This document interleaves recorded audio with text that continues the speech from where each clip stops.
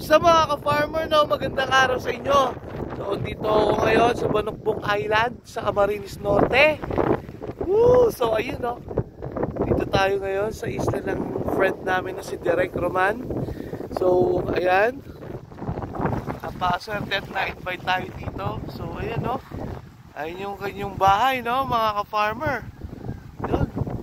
So, solid dito, tignan nyo.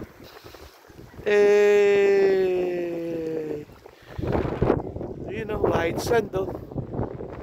Palibot po siya mga ka-farmer na day. Woo! So farmer, magsiswimming tayo mga.